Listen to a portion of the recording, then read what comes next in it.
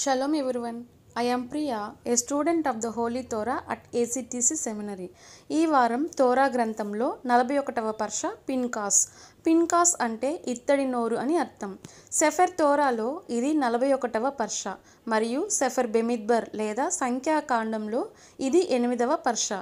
ఈ పర్ష యొక్క రెండవ అలియా వాక్య భాగములు సెఫర్ బెమిద్బర్ లేదా సంఖ్యాకాండము 26వ అధ్యాయం 5వ వచనం నుండి 51వ వచనం వరకు.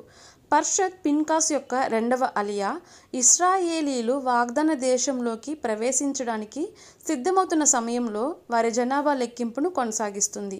ఈ భాగం రూబేన్, షిమ్యోన్, గాద్, యూదా, ఇస్సాకార్, జెబులూన్, మనష్షే, ఎఫ్రాయిం, బెన్యామీన్, దాన్, ఆషేర్ మరియు నఫ్తాలి గోత్రాల లెక్కింపును వివరిస్తుంది.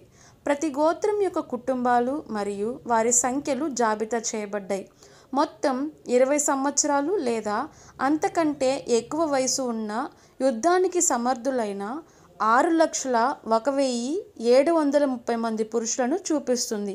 ఈ లెక్కింపు కొత్త తరం ఇశ్రాయేలీలను ప్రతిబింబిస్తుంది, ఎందుకంటే మునుపటి తరం కాలేబ్ మరియు యెహోషువ తప్ప విశ్వాసలేమి కారణంగా అరణ్యంలో చనిపోయింది.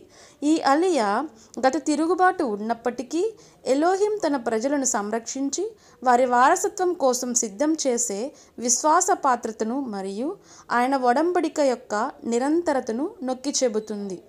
ఇలాంటి మరిన్ని తోరా పాఠాలను తెలుసుకుంటూ మా యూట్యూబ్ ఛానల్ను ఫాలో చేయండి. షలోమ్ లెహిత్రోత్.